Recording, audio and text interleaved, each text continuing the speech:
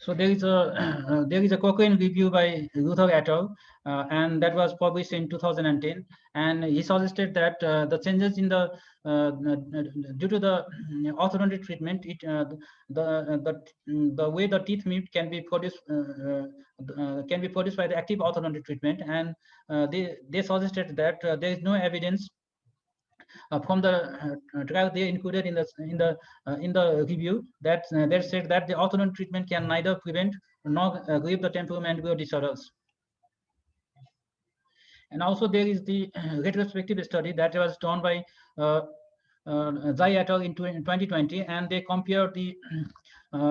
griefs of the temporomandibular disorder in between the two groups, that is the orthodontic first approach group and the surgery first approach group, and they found that there was the grief of the temporomandibular disorders both in the orthodontic first approach and the surgery first approach, and the grief of the symptom was not there was no significant post-operative changes between the orthodontic first approach and the surgery first approach group. So they just suggested that the surgery first approach for the treatment of the temporomandibular disorder can be equally efficient as the orthodontic first approach, and the surgery first approach for the treatment of the for the temporomandibular disorder, this could have the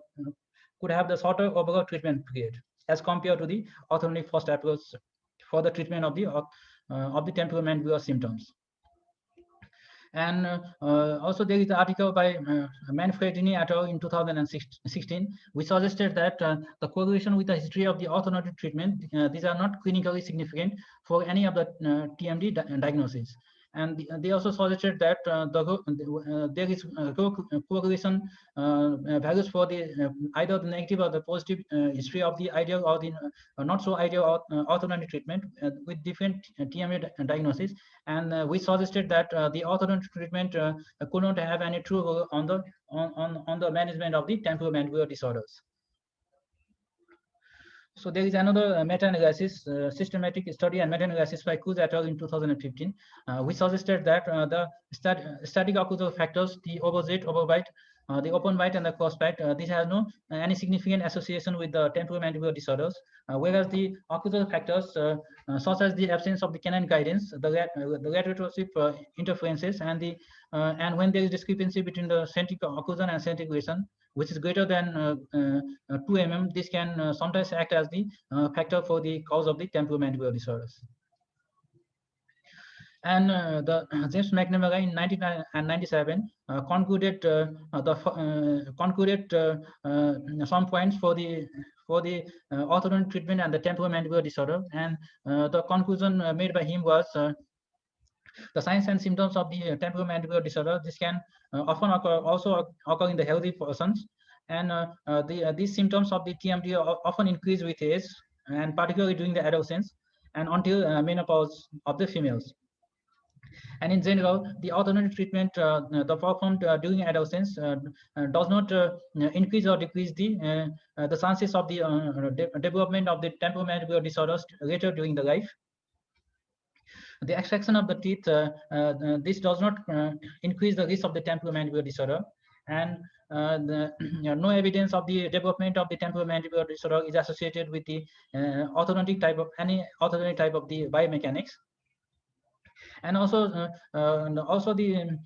ideal goal of the orthodontic treatment is to achieve the reasonable stable occlusion, but sometimes even when the reasonable occlusion after the orthodontic therapy is not achieved, such